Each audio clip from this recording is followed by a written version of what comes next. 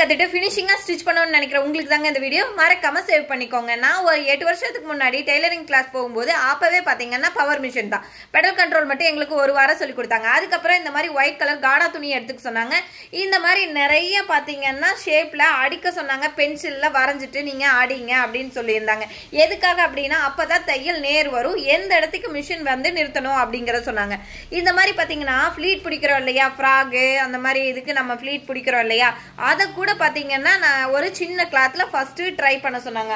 அது மட்டும் இல்லைங்க, நெக் ஷேப் நம்ம யூ நெக், பா நெக், வி நெக்னு எத்தனை நெக் வைக்கிறோம் அத்தனை நெக் ஷேப்பும் எங்களுக்கு சொல்லி கொடுத்தாங்க. சொல்லி கொடுத்து அதை எல்லாம் ஒரு குட்டி குட்டி கிளாத்ல கட் பண்ணி அந்த மாதிரி அடிச்சுட்டு நாங்க போய் அவங்க கிட்ட சைன் வாங்கிக்கணும், அந்த மாதிரி சொல்லி கொடுத்தாங்க. அதுக்கப்புறம் பாத்தீங்கன்னா இந்த மாதிரி ஒரு ரவுண்ட் எல்லாம் பண்ணிட்டு அதுல கூட நம்மள ஸ்டிச் பண்ண சொன்னாங்க. எதுக்காக அப்படின்னா இந்த ரவுண்ட் ஷேப்ல எல்லாம் ஸ்டிச் பண்ணும்போது எங்கெங்க நிறுத்தணும், நம்மளுக்கு பெடல் கண்ட்ரோல் நல்லா வருது அப்படிங்கறக்காக. அது மட்டும் இல்லைங்க, இந்த மாதிரி பேக்கெட் முதற்கொண்டு சொல்லி கொடுத்தாங்க. அதுக்கப்புறமா தாங்க சுடிதாரு, பிளவுஸ், ஃப்ராக் அப்படின்னு சொல்லி கொடுத்தாங்க. அப்படி பண்ணும்போது எங்களுக்கு ஃபர்ஸ்டே வந்து தைக்கிறதுக்கு பயமும் இல்லை, ஃபினிஷிங்காகவும் வந்தது. நீங்களும் இப்படி ட்ரை பண்ணி பாருங்க. ஃபர்ஸ்ட் பிளவுஸே ஃபினிஷிங்கா சூப்பரா தைப்பீங்க. Thank you friends.